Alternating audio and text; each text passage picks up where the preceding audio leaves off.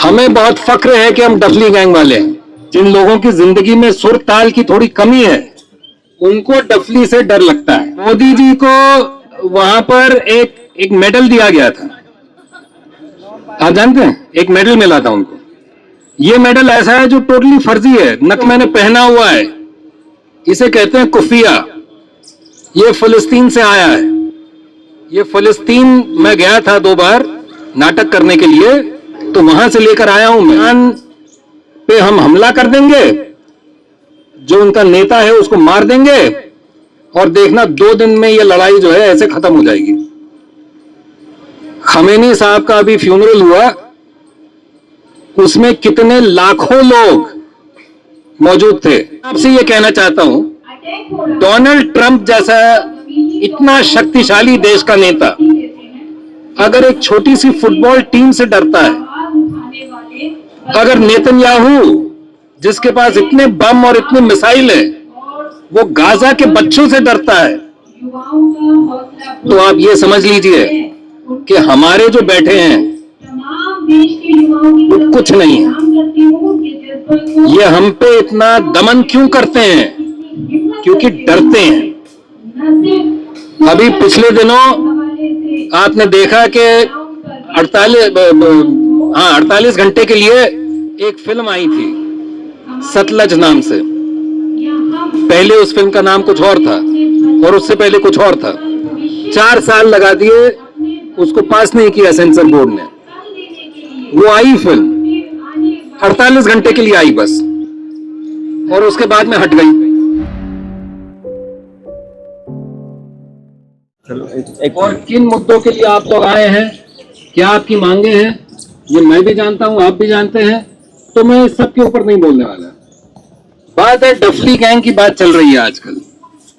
अब डफली से किसी को क्या नफरत हो सकती है, डफली से किसी को क्या डर लग सकता है, मुझे नहीं समझ में आता। भाई डफली तो बड़ी अच्छी चीज है, ताल पे बजती है, बेताला लोगों को शायद पसंद नहीं आती। जिन लोगों की जिंदगी में सुर ताल की थोड़ी कमी है, उनको डफली से डर लगता है।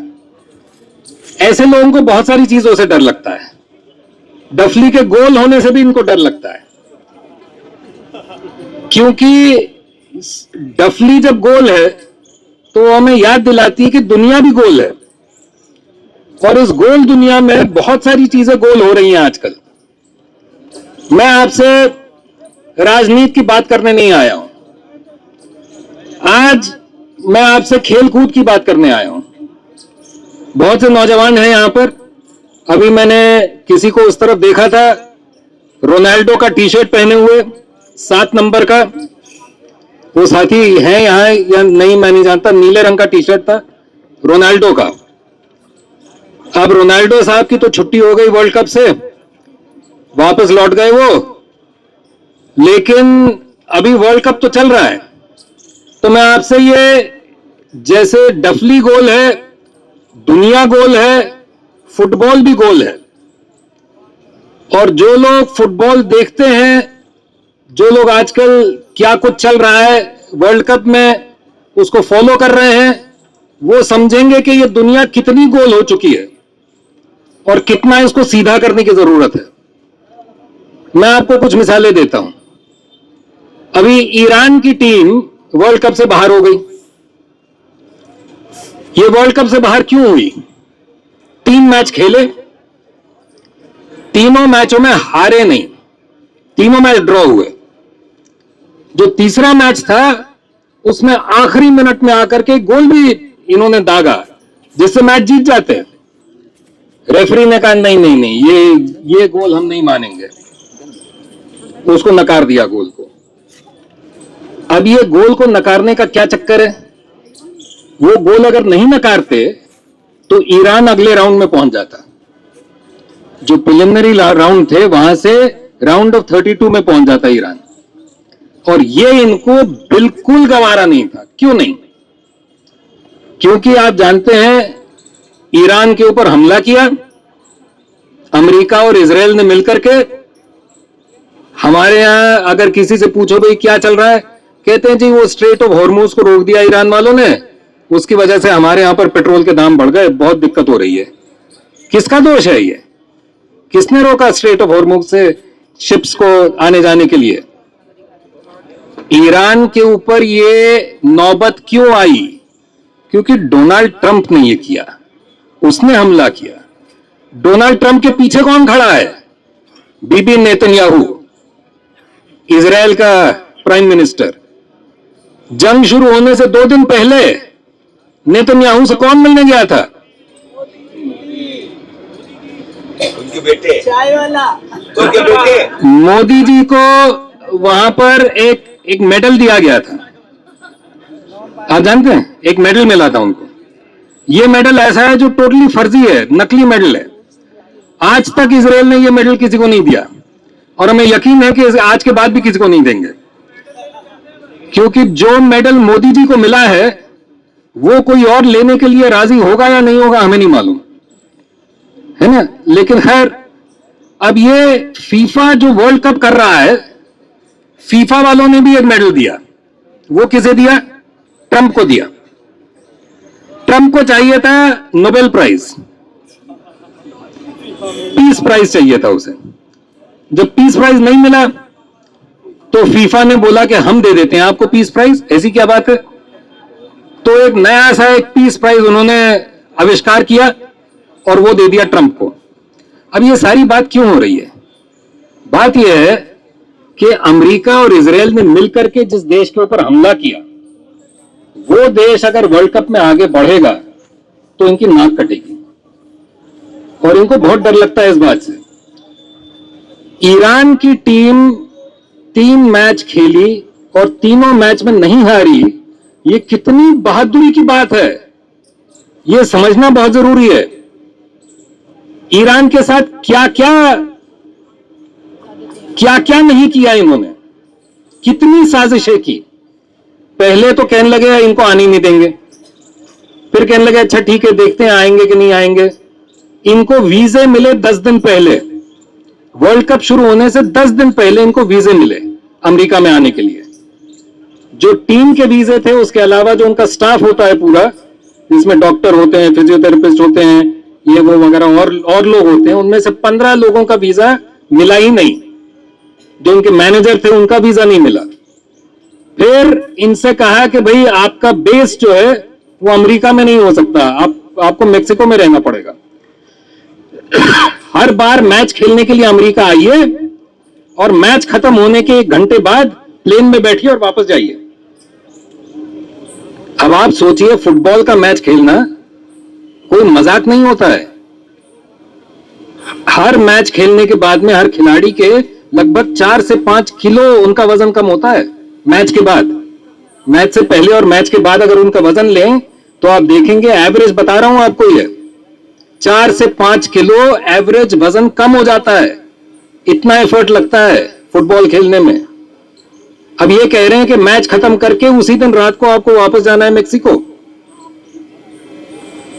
फिर कई टीमें ऐसी थी जिनको इतना बेइज्जत किया इन्होंने। सेनेगल की टीम, उज्बेकिस्तान की टीम जब उतरी है एयरपोर्ट पे लॉस एंजलिस में या शिकागो में, जहां पर भी उतरे वो, वहां पर हवाई पट्टी पर ही उनको सर्च किया गया, बिल्डिंग में भी नहीं घुसने दिया। इस तरह से ह्यूमिलिएट किया है टीम्स को इन्होंने। और इस सब के बावजूद ईरान की टीम हारी नहीं है। जिनको ये लड़ाई में नहीं हरा पाए, उनको ये खेल के मैदान में भी नहीं हरा पाए। हमें बताया गया था कि ईरान पे हम हमला कर देंगे, जो उनका नेता है उसको मार देंगे, और देखना 2 दिन में ये लड़ाई जो है ऐसे खत्म हो जाएगी। खमेनी साहब का अभी फ्यूनरल हुआ, उसमें कितने लाखों लोग मौजूद थे। कोई सरकार नहीं गिरी वहां पर, कोई रेजिम चेंज नहीं हुआ वहां पे। तो इस सब की वजह से इनकी जो नाक कटी है अमेरिका की, उसका बदला लेना चाह रहे थे ईरान की टीम से। और ईरान की टीम के जो बहादुर जो खिलाड़ी हैं, उन्होंने बदला लेने नहीं दिया। वो ऐसी बहादुरी के साथ खेले, जान लगा दी वहां पे खेल के मैदान में सर नहीं झुकाया। और मैं आपसे यह कहना चाहता हूं कि ईरान की टीम केवल खेल नहीं खेल रही थी, किसी मेडल के लिए नहीं खेल रही थी, वो अपने देश के लोगों के आत्मसम्मान के लिए खेल रही थी। जिनको अपने देश से मोहब्बत होती है, उनको सिर्फ देश की जमीन से मोहब्बत नहीं होती, उनको देश के लोगों से मोहब्बत होती है। ये बात हमारे आका नहीं जानते। उनको सिर्फ जमीन से मोहब्बत है, जमीन के नीचे जो धन है उससे मोहब्बत है, अडानी अंबानी इनसे मोहब्बत है, हम लोगों से मोहब्बत नहीं है। देश के जो गरीब लोग हैं, जो मजलूम हैं, उनसे मोहब्बत नहीं है इनको।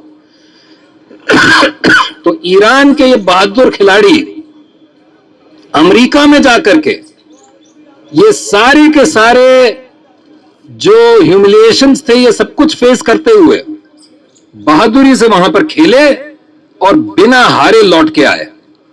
ये बहुत बड़ी बात है, बहुत बड़ी बात है। इसी तरह अभी 2 दिन पहले इजिप्ट का मैच हुआ, इजिप्ट और अर्जेंटीना का मैच हुआ। उससे पहले इजिप्ट का जो मैच था राउंड ऑफ 32 में ऑस्ट्रेलिया के खिलाफ, वो जब इजिप्ट ने जीता है, उसके बाद इजिप्ट के जो हेड कोच हैं वो फलस्तीन का झंडा लेकर के उतरे थे मैदान पे। ये जो मैंने पहना हुआ है इसे कहते हैं कुफिया, ये फलस्तीन से आया है। ये फलस्तीन मैं गया था 2 बार नाटक करने के लिए, तो वहां से लेकर आया हूं मैं। फलस्तीन की जनता से ज्यादा बहादुर जनता इस दुनिया में कोई नहीं है, कोई नहीं है। और फलस्तीन की जनता से ज्यादा उदार मन की, जिनके दिलों में मोहब्बत है, ऐसी जनता और कहीं नहीं है। अब इजिप्ट को भी हरवाया इन्होंने अर्जेंटीना से। 1 गोल इन्होंने किया, उसको कहा नहीं, ये नहीं मानेंगे हम। क्यों? क्योंकि पता नहीं 5 साल पहले कोई फाउल हुआ था, है वो फाउल था, इसलिए अब ये नहीं मानेंगे हम, आपका गोल नहीं मानेंगे। 2 इनको पेनल्टी मिलनी चाहिए थी, वो कैंसिल की इन्होंने, कहने लगे नहीं वो नहीं मिलेगी आपको। लेकिन उस सब के बावजूद इजिप्ट ने अर्जेंटीना को, जो कि वर्ल्ड चैंपियन है, उस टीम को जिसमें लियोनेल मेसी हैं, जो दुनिया के सबसे अच्छे फुटबॉलर माने जाते हैं, ऐसी टीम को लगभग 80 मिनट के लिए गोल नहीं करने दिया। लेकिन जब पूरा तंत्र आपके खिलाफ है, आप किस किस के खिलाफ लड़ेंगे? लेकिन ये पूछिए जरा कि इजिप्ट से इतनी नफरत क्यों है भाई? क्यों है ये नफरत? इजिप्ट को नहीं जीतने देंगे, ये जिद क्यों है आपकी? मैं बताता हूं आपको क्यों है ये जिद। क्योंकि इजिप्ट की टीम जब खेलने के लिए उतरती है, वो सिर्फ इजिप्ट के लिए नहीं खेलती, वो इजिप्ट और फिलिस्तीन दोनों के लिए खेलती है, पैलेस्टाइन के लिए खेलती है, गाजा के लिए खेलती है, गाजा के हर बच्चे के लिए खेलती है, हर मां के लिए खेलती है। और इजिप्ट की टीम इस बात को जानती है। बड़े फख्र के साथ इजिप्ट वाले कहते हैं कि हम सिर्फ अपने लिए नहीं खेल रहे हैं, हम पैलेस्टाइन और इजिप्ट दोनों के लिए खेल रहे हैं। और पैलेस्टाइन की जीत होगी, ये हम जानते हैं। और ये बात इनको चुभती है, ये डरते हैं। अब मैं आपसे ये कहना चाहता हूं, डोनाल्ड ट्रंप जैसा इतना शक्तिशाली देश का नेता अगर एक छोटी सी फुटबॉल टीम से डरता है, अगर नेतन्याहू जिसके पास इतने बम और इतने मिसाइल है, वो गाजा के बच्चों से डरता है, तो आप ये समझ लीजिए कि हमारे जो बैठे हैं वो कुछ नहीं है। ये हम पे इतना दमन क्यों करते हैं? क्योंकि डरते हैं। अभी पिछले दिनों आपने देखा कि 48 घंटे के लिए एक फिल्म आई थी सतलज नाम से। पहले उस फिल्म का नाम कुछ और था और उससे पहले कुछ और था।